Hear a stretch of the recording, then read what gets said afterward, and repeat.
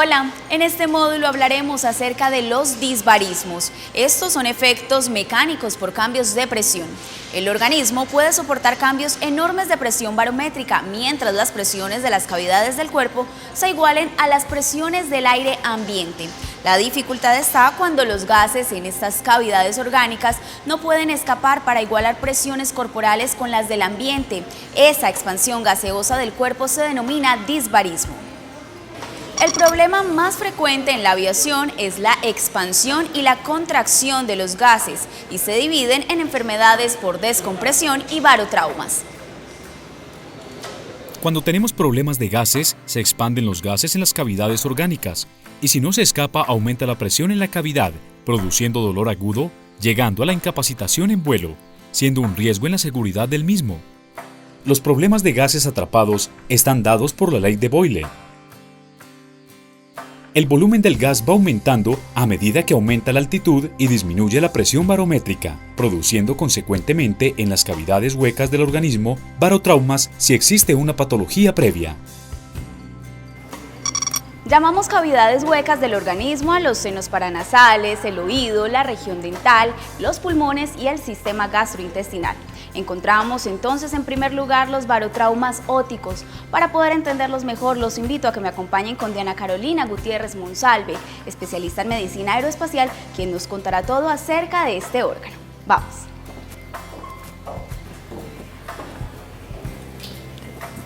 Hola doctora Diana, gracias por recibirnos y cuéntenos acerca de la anatomía del oído. Hola Tatiana, bienvenida, claro que sí. El oído se divide en conducto auditivo externo, conducto auditivo medio y conducto auditivo interno. El conducto auditivo externo está compuesto por el pabellón auricular, que es quien recibe las ondas sonoras, y el conducto auditivo externo, quien secreta gran cantidad de cerumen. Es por eso que el conducto auditivo externo es un medio de protección del oído. Tenemos también el conducto auditivo medio, que está compuesto por la membrana timpánica y la cadena de huesecillos, yunque, martillo y estribo. Ellos son los que ayudan también a transmitir los sonidos. Además, encontramos un conducto pequeño denominado la trompa de Eustaquio, quien nos ayuda a igualar presiones durante el vuelo. Perfecto, doctora. Ahora cuéntanos acerca del oído interno. En el oído interno es a donde llegan todos los sonidos para ser transmitidos posteriormente hacia el cerebro. El oído interno está compuesto por canales semicirculares. En aviación es bien importante ya que están en relación con los ejes de movimiento del avión. Adicionalmente a eso encontramos el caracol, en donde encontramos las células ciliadas, quienes son las encargadas de transmitir las ondas sonoras hacia el cerebro. Bueno, doctora Diana, ya ubicándonos anatómicamente y entendiendo la división del oído, quisiera que habláramos ahora acerca de los barotraumas. Y empecemos por la barotitis externa. Su etiología puede ser tapaoídos, cuerpo extraño, tapón de cerumen, otitis extrema e infecciones respiratorias superiores.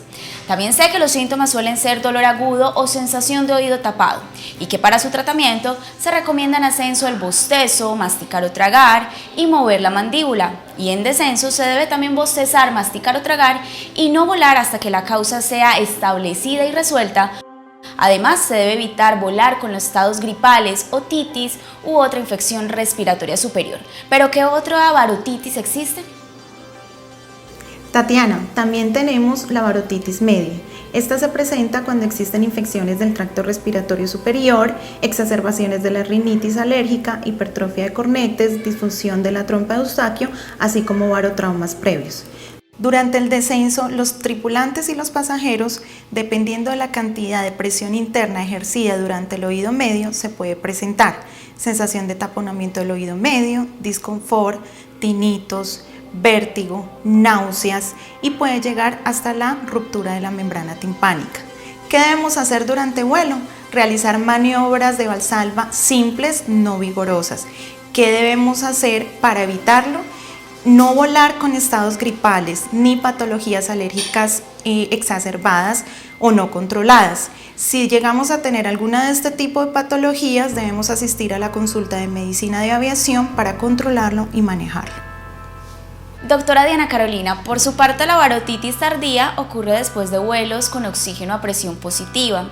Los síntomas aparecen posvuelos, luego del aterrizaje o al día siguiente y los más comunes son dolor y disminución de la audición. Para ello se recomienda repetir maniobras de Valsalva varias veces después del vuelo y asistir a medicina de aviación. Es correcto, Tatiana. También se pueden presentar complicaciones graves pero poco frecuentes como lo es la fístula perilinfática. Existe una ruptura entre la membrana redonda y la membrana oval dentro del oído medio interno, lo que produce salida de líquido perilinfático. Eso produce en el tripulante o pasajero un vértigo incapacitante. Es de inmediato asistir a la consulta de medicina de aviación para dar tratamiento ya sea quirúrgico o farmacológico. Otra de las patologías más comunes en aviación y que es importante mencionar es la disfunción tubárica, siendo la trompa del eustaquio un canal pequeño que conecta el oído medio con la parte trasera de la nariz y la parte superior de la garganta. Su función es igualar la presión del aire en el oído medio con la presión fuera de este, importante en aviación. La disfunción de las trompas de eustaquio se presenta cuando la trompa no se abre durante la deglución o el bostezo. Esta disfunción produce una diferencia entre la presión de aire interna y externa del oído medio. Esto genera molestia en el oído y problemas temporales de audición. Generalmente, cuando han ocurrido varios barotraumas, se debe sospechar esta patología. Es posible que sienta que el oído está tapado, si la presión externa al oído cambia, pero la presión interna no. Cuando esto sucede, el tímpano no puede vibrar con normalidad. Con frecuencia se presenta durante cambios en la altitud, como en un vuelo en avión, manejo de vehículos en colinas empinadas o buceo. Tragar, bostezar o masticar con frecuencia hacen que los síntomas desaparezcan. Esta se presenta si la trompa se bloquea o se hincha, y de esta forma quedan atrapados aires y líquidos en el oído medio. Este proceso hace que los síntomas se extiendan por más de algunas horas. Ciertas veces se pueden producir daño en el oído. Las causas son congestión nasal producida por una alergia, resfrío u otra infección de las vías respiratorias superiores, infección en el oído o infección en los senos paranasales, trompa de eustaquio estrecha, tumores en adultos. Un factor de riesgo es aquello que incrementa la posibilidad de desarrollarla, como lo es actividades con cambios importantes y rápidos de altitud, como volar en un avión o bucear. Alergia, resfrío u otra infección de las vías respiratorias superiores, infección en el oído o infección en los senos, trompa de eustaquio estrecha, presencia de tumores que obstruyen la nasofaringe, ambiente de cabina. El tripulante refiere sensación de tapón u obstrucción en el oído, molestia o dolor en el oído, pérdida de la audición, zumbido en el oído, mareos. Los síntomas no se pueden aliviar al tragar, bostezar o masticar. Dolor si la obstrucción produce una infección.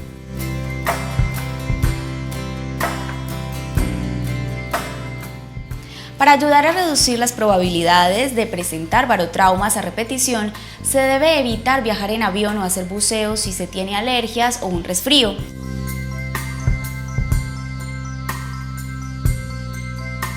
También se debe bostezar o masticar goma de mascar, estimular la deglución al chupar dulces duros o beber agua y usar tapones especiales para los oídos que equilibran lentamente la presión en ellos. Doctora Diana, ¿por qué no hablamos ahora de la varosinusitis? Tatiana, anatómicamente los senos paranasales son un conjunto de cavidades aéreas que se encuentran en los huesos frontales, esfenoidales, etmoidales, maxilares superior y tabique nasal, que se comunican con las fosas nasales.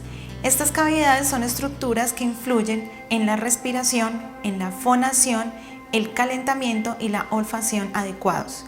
Si el conducto de drenaje del seno paranasal está obstruido, el gas expande y comprime la mucosa de revestimiento de dichas cavidades con sus fibras sensitivas contra el hueso paranasal, lo que produce un dolor intenso e incapacitante. Doctora Diana, ¿y cuándo ocurre eso? Tatiana, generalmente ocurre en el ascenso, pero puede ocurrir en descenso y causa un dolor severo e inesperado e incapacitante durante el vuelo. Este se puede irradiar al maxilar o a la arcadia dentaria superior. En tercer lugar tenemos las barodontalgias. Las obturaciones dentales pueden en ocasiones dejar una burbuja de aire atrapado. Si en el interior del diente, el cual es poroso y tiene raíces nerviosas sensitivas, se expande el aire, esto puede llegar a comprimir el nervio, desencadenando el dolor clásico dental. Caso similar sucede al encontrarse inflamada la encía, que puede tener algunas burbujas de aire producidas por las bacterias responsables de la inflamación. Es exclusiva del ascenso. Si sucede en el descenso, puede que ocurra embolia aérea y este es un problema grave. Las obstrucciones dentales, gingivitis, es decir, inflamación de las encías, dentina y pulpa porosa, no son aptas para vuelo hasta no resolverse el problema. Entre otras causas que producen la barodontalgia, tenemos las calzas, caries, abscesos y procedimientos maxilofaciales recientes. Diana Carolina, el cuarto barotrauma es el gastrointestinal. ¿De qué se trata? Tatiana, este corresponde al cuadro clínico más frecuente de este tipo de disbarismos que presentan los tripulantes. Se debe a la distensión que sufren las ansias intestinales por la expansión de volumen de los gases atrapados en su interior. Puede notarse durante cualquier ascenso y es frecuente sobre los 15.000 pies de altitud y habituales sobre los 30.000 pies de altitud. Recordemos la ley de Boyle causante de dicho barotrauma. A medida que aumenta la altitud y disminuye la presión barométrica a una temperatura constante, todos los gases que se encuentran atrapados dentro del estómago y asas intestinales aumentan su volumen de acuerdo a la altitud. Por este motivo adquieren importancia los hábitos alimenticios del tripulante. El cólico que produce puede abarcar desde una simple distracción de la atención, inducir una hiperventilación o incluso llegar a hacer abortar la misión por dolor.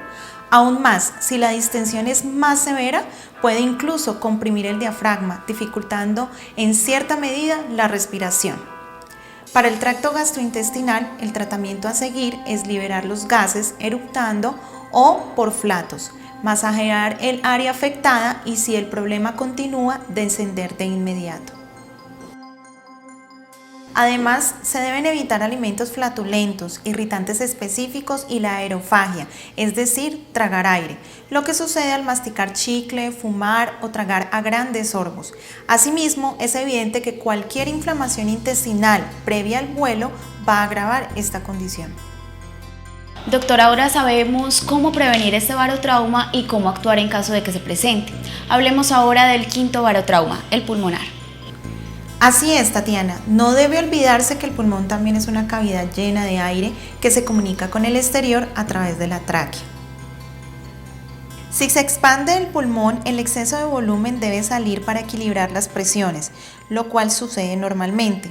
En ciertas situaciones como la que se da en la descompresión rápida o la descompresión explosiva, el exceso de volumen del pulmón no logra salir en forma oportuna a través de la tráquea por limitación del flujo, produciendo en ese momento una sobredistensión del pulmón.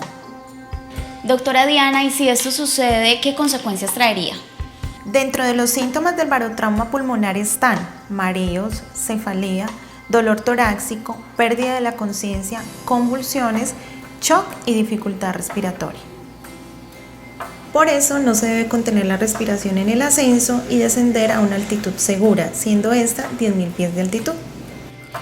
Gracias, doctora Diana Carolina. Con esto damos por finalizado el tema de barotraumas. Ahora ustedes prepárense para aprender todo sobre las enfermedades por descompresión.